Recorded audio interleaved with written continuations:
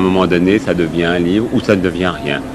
Donc le livre, surtout les romans, bien sûr, c'est toujours le fruit de vie fantasmée et c'est pas obligatoirement une vie voilà, une vie vécue, sinon on écrirait récit où on dirait on présenterait la couleur plus nettement.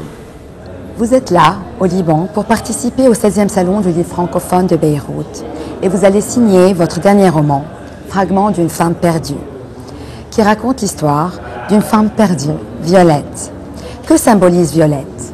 Est-elle la femme du XXIe siècle ou une femme en quête d'amour ou au contraire une femme qui fuit l'amour? Ah, c'est très compliqué, c'est une bonne question parce que moi-même, au terme de ce livre, je ne sais toujours pas.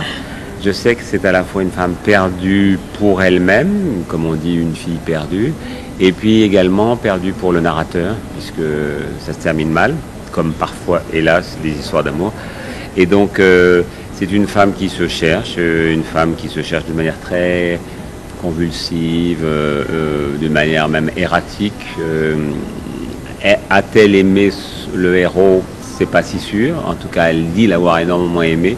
Lui, il semble qu'il l'ait beaucoup aimé aussi, mais ils ont été tous les deux dans la passion, donc ils sont allés assez vite dans la folie, dans la passion destructrice. Avez-vous connu beaucoup de Violettes dans votre vie? Et elle ressemble à quoi, une femme idéale à vos yeux? Ah, la femme idéale, c'est si on en parle à ce point dans les livres, c'est certainement qu'on ne l'a pas encore rencontrée. Donc la femme idéale, c'est la femme qu'on va rencontrer, ou qu'on espère rencontrer. La femme idéale, bien sûr, la femme c'est toujours le mélange à la fois de la protection, de la douceur, de la tendresse, de la sensualité, de tout ce que nous n'avons pas, une psychologie particulière, et puis quand même l'amour, il faut que l'amour soit partagé, voilà. Très important. Vous avez connu beaucoup de Violettes quand même? Je ne le saurais pas, c'est une question intime et je réponds pas. Est-ce qu'il y aurait un peu de Patrick Poivre d'Arvor dans l'héros Alexis? Peut-être qu'il y a des morceaux de temps en temps sur tel ou tel sujet qui sont mes marottes. Et puis j'utilise souvent ce prénom d'Alexis pour parler à distance d'un personnage, mais qui n'est pas moi. Un personnage qui est une partie de moi peut-être, mais qui n'est pas moi. Jusqu'à quel point l'amour est une nécessité? L'amour, je sais pas, c'est comme amourer, c'est comme respirer, c'est comme boire. Pour moi, c'est la même chose. J'ai besoin d'aimer, j'ai besoin d'être aimé. J'adore ça, oui, oui. Je trouve d'ailleurs qu'il y a toujours chez l'homme qui aime ou la femme qui aime ou qui est aimé, il y a toujours une lumière particulière qu'il n'y a pas chez les autres. Oui. Donc il faut le souhaiter pour soi le plus longtemps possible. Et est-ce que l'amour a toujours une fin? L'amour, hélas, la plupart du temps se termine. Parce que l'amour ne dure pas très longtemps. L'amour dure quelques secondes, quelques minutes, parfois quelques mois, parfois quelques années, mais souvent ça s'arrête. Ça se transforme en autre chose, ça devient de la tendresse, ça devient... Mais l'amour passion, coup de foudre, par nature, c'est quelques instants. Et on est toujours à la recherche de ces instants. Obligatoirement. Et heureusement qu'on est à la recherche de ces instants, parce que c'est la recherche de l'amour qui rend l'amour sublime. C'est peut-être ça qui est le plus beau, la quête de l'amour. Vous avez écrit quelques livres avec votre frère Olivier. Comment décrivez-vous cette coopération? C'est une coopération fraternelle, amicale, intimissime, de deux êtres qui se connaissent par cœur et ça nous permet d'aller beaucoup plus vite dans l'écriture et d'être assez exigeant. Voilà. Quel message aimeriez-vous adresser au public libanais?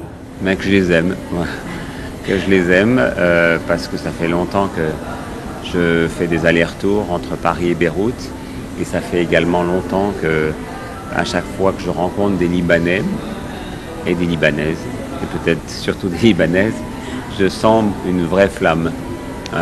Et j'aime ça. J'aime cette vitalité que vous avez en vous, en dépit de tout. Et Dieu sait si vous êtes arrivé des trucs difficiles tout au long de votre histoire. Merci aussi de nous accorder un peu de votre temps. Et nous vous souhaitons un très bon séjour au Liban. Merci, mademoiselle. Et encore merci pour tous les beaux romans que vous nous offrez. C'est gentil. Merci à vous. Merci.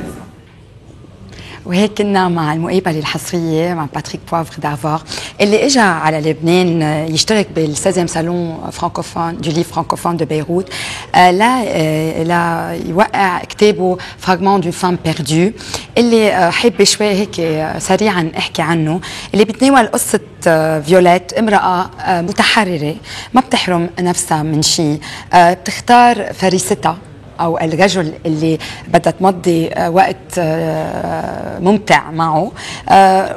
هي بتنقي الرجل، هي بتنقي الوقت اللي بدها تكون تمضيه معه أكيد، وبترجع هي بتقرر أمتين بدها بتتركه وتقول له أنا فكرت إنه حبيتك ولكن تخلبطت. والحلو بهالكتاب إنه بيبين كيف الإنسان أيام بيكون أناني وبيختار بحياته إنه يدمر غيره تا هو يبقى عايش، ولكن الحلو انه باخر الكتاب ما بنعرف اذا هي هالامراه هي بحد ذاتها مدمره تا يكون عندها حياه ما عندها اتزان فيها، على طول عم تبحث عن شيء جديد. على طول كتبه باتريك بوافر دافور هن مستوحاة من حياته الشخصية كبي وكصحافي وككاتب. والحلو كتير انه برات الهوا كنا عم نحكي شوي سوا وقال لي قلت له انه برافو انت كاتب نشيط، هالكتابة هي بطريقة انه بتلاقي حالك فيها. قال لي انه صارت مثل ادمان، الكتابه له مثل ادمان، ما بقى في يوقف يكتب لانه عنده كثير اشياء يخبرها وبعد عنده كثير اشياء يكتشفها. وهيك مشاهديني الكرام كنا عن جد مع حلقه مميزه من كتاب مع باتريك بوافر دافور. وبحب اذكر المشاهدين انه بكره كمان عم نكمل سلسله لو 16e صالون فرانكوفون دو بيروت. معنا رح استضيف باستوديو معنا كمان حصريا فينيس خوري جاتا، الكاتبة من الأصل اللبناني اللي عايشة بفرنسا فوق 30 سنة وكتبها كمان مشهورين عالميا. وهلا بترككم مع بريك إعلاني.